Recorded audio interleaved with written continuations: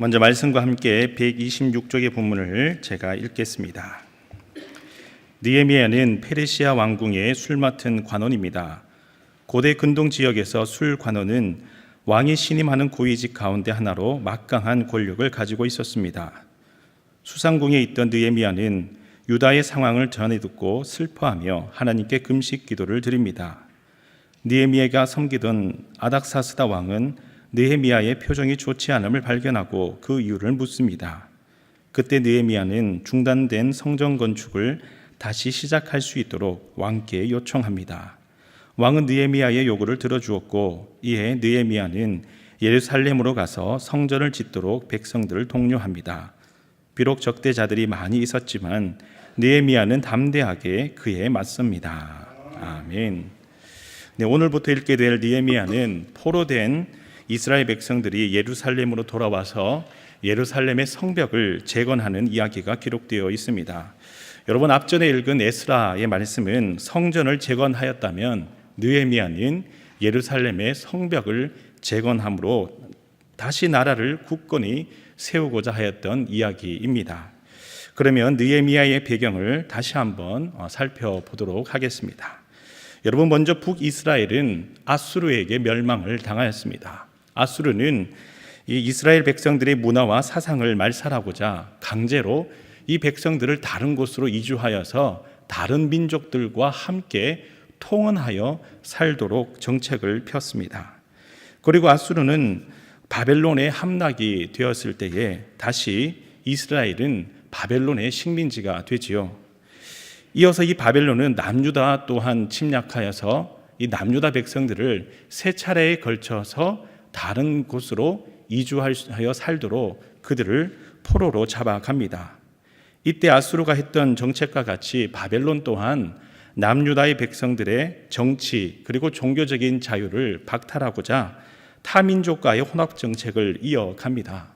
그렇게 하나님 중심의 신앙을 그리고 이스라엘 백성으로서의 정체성을 점차 말살하려고 하였던 것입니다. 그러나 얼마 되지 않아서 바사라고 하는 이 페르시아 제국이 다시 바벨론을 함락하게 되죠. 그래서 이스라엘과 남유다는 처음에는 아수르의 식민지로, 그리고 두 번째는 바벨론의 식민지로, 그리고 세 번째는 바사라고 하는 페르시아의 식민지가 되었습니다.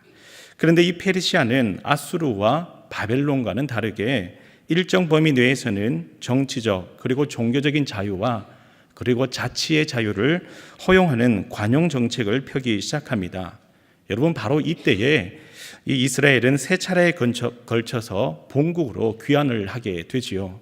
1차 귀환과 2차 귀환에 대한 이야기가 에스라에 기록이 되어 있고 3차 귀환에 대한 이야기가 바로 오늘 읽게 될 느헤미야에 기록이 되어 있습니다. 지난주 읽었던 우리 에스라서를 다시 한번 상기해 보면은 1차 귀환은 스룹바벨을 중심으로 해서 약 5만 명 정도가 예루살렘으로 귀환하여서 성전 건축을 다시금 시작하게 됩니다. 그러나 사마리아인들의 방해로 인해서 16년 동안 이 성전 건축이 중단이 되었지만은 학계라고 하는 선지자와 스가랴라고 하는 선지자들의 독려와 권면으로 다시금 공사가 재건되어서 4년 만에 성전 건축이 완공이 되게 됩니다. 성전이 완공이 된 후에 에스라를 중심으로 해서 2차 포로 귀환이 이루어집니다. 바로 이때에 에스라를 중심으로 신앙개혁 운동이 시작이 됩니다. 그 이유는 이스라엘 백성들이 성전은 완공하였지만은 아수르와 바벨론 시대 때에 이방인들과의 통혼 정책으로 인해서 그들이 섬기는 우상을 가까이 하게 되었을 때에 하나님 중심의 순수한 신앙을 잃어버렸기 때문입니다. 그래서 에스라는 금식을 선포하며 율법을 가르치기 시작했던 것입니다. 이와 같이 1차 귀환 후 성전을 완공하고 2차 귀환 후에는 신앙개혁 운동을 에스라가 행했더라면 3차 귀환 때에는 성벽을 재건함으로 나라의 기틀을 든든히 세우고자 했던 것이 이 포로 귀환 때의 시기였다라고 하는 것입니다. 그러면 느헤미야서의 구조를 한번 살펴보겠습니다. 느헤미야는 총 13장으로 이루어져 있는데요. 전체적으로 두 부분으로 나누어 보면 1장부터 7장까지는 느헤미야를 중심으로 한 성벽 재건 이야기가 기록되어 있고, 그리고 8장부터 13장까지는 느헤미야가 에스라와 더불어 다시 한번 신앙개혁 운동을 시작하는 내용이 기록이 되어 있습니다. 그래서 느헤미야는 성벽 재건과 신앙개혁 운동, 이 두 가지가 기록되어 있다라고 하는 것을 기억하시면 되겠습니다. 그러면 오늘은 본문 1장과 2장의 내용을 통해 기도 제목 3가지를 함께 나누고 기도하겠습니다. 먼저 첫 번째 기도 제목은 하나님께 쓰임받는 형통함을 주시고 은혜를 있게 하옵소서라고 기도하겠습니다. 하나님께 쓰임받는 형통함을 주시고 은혜를 있게 하옵소서. 우리 다 함께 본문 1장 11절의 말씀을 읽겠습니다. 1장 11절의 말씀입니다. 시작. 주여 구하오니 귀를 기울이사 종의 기도와 주의 이름을 경외하기를 기뻐하는 종들의 기도를 들으시고 오늘 종이 형통하여 이 사람 앞에서 은혜를 있게 하옵소서 하였나니 그때에 내가 왕의 술관원이 되었느니라. 아멘. 먼저 2절과 3절의 말씀을 보면 느헤미야는 하나님으로부터 예루살렘이 다시 무너지고 성문들이 불타는 안타까운 소식을 듣게 됩니다. 그리고 4절의 말씀을 보면 느헤미야는 곧바로 금식하며 간절히 하나님께 기도하지요. 그 결과 11절의 말씀을 보면 그때에 느헤미야가 왕의 술관원이 되었다라고 성경은 기록하고 있습니다. 여러분, 당시 술관원은 왕이 마시는 술을 담당할 뿐만 아니라 왕의 음식을 맛보는 일, 그리고 왕의 침실을 담당하는 경호까지 책임질 정도로 왕과 늘 가까이 하던 사람이었습니다. 그러다 보니 왕을 대면하는 영향력의 그 비중이 그 당시 군을 전체를 지휘하는 군 사령관보다 높을 정도였다라고 합니다. 바로 느헤미야가 하나님 앞에서 기도하였을 때에 하나님의 응답으로 이런 술관원이 되었다라고 하는 것은 기적과도 같은 일이기도 합니다. 술관원이 될 뿐만 아니라 술관원으로서 왕의 신임을 사기 시작하고 왕의 환대를 입게 되었다라고 하는 것이 하나님의 은혜인 것입니다.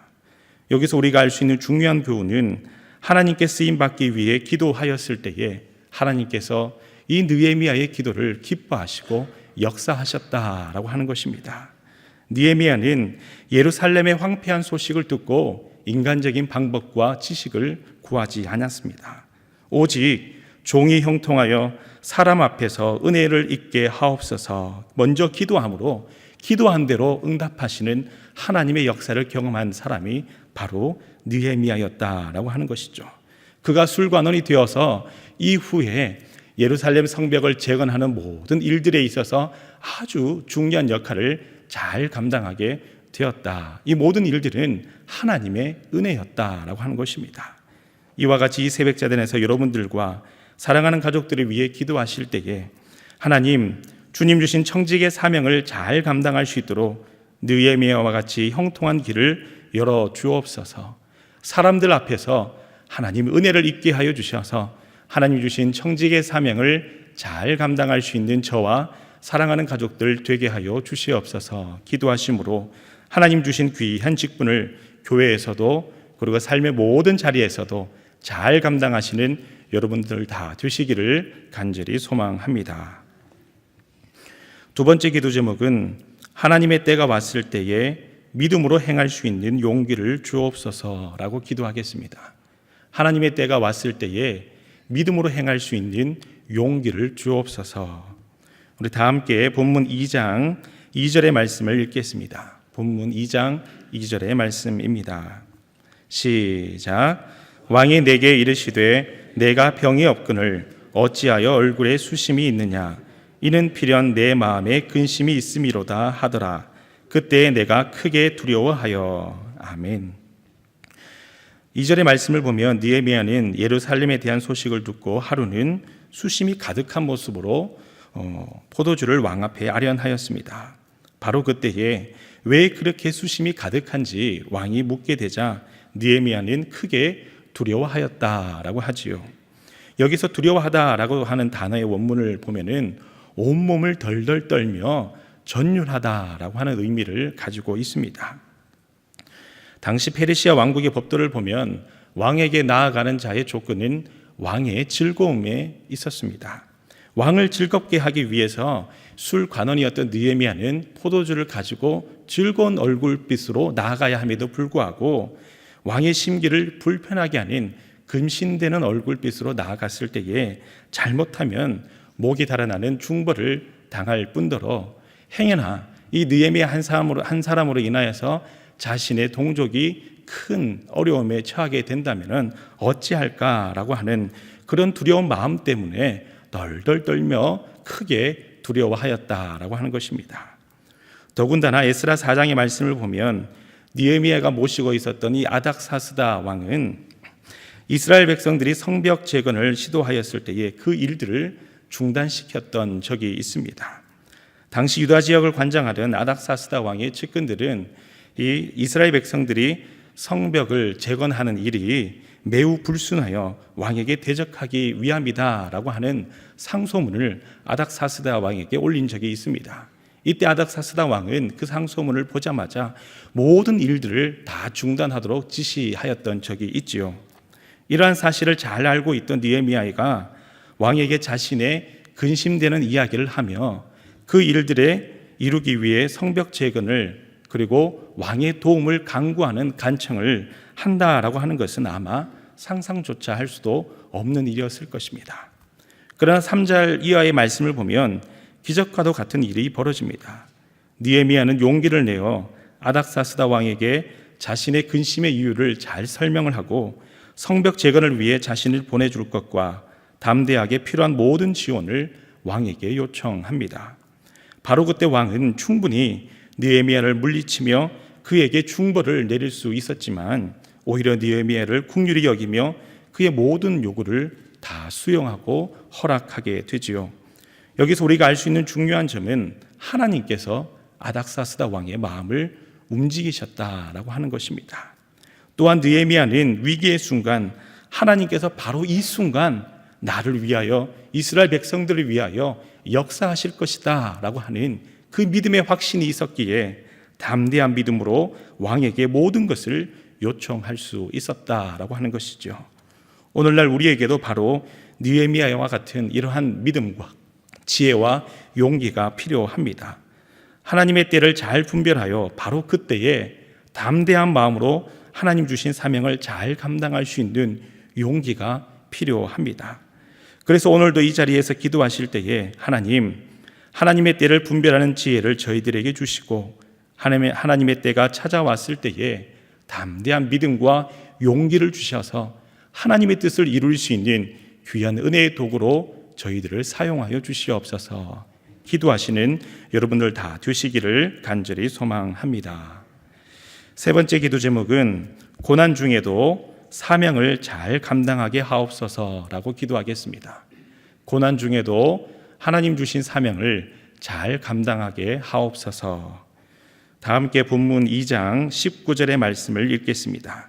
2장 19절의 말씀입니다. 시작. 호론 사람 산발락과 종이었던 암몬 사람 도비아와 아라비아 사람 게셈이 이 말을 듣고 우리를 업신여기고 우리를 비웃어 이르되 너희가 하는 일이 무엇이냐? 너희가 왕을 배반하고자 하느냐 하기로. 아멘.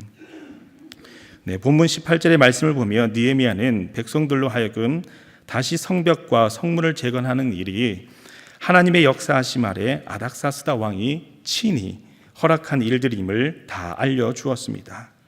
그리고 백성들도 느헤미야에게 동조하며 다시 한번 희망의 불씨를 지피기 시작하였지요.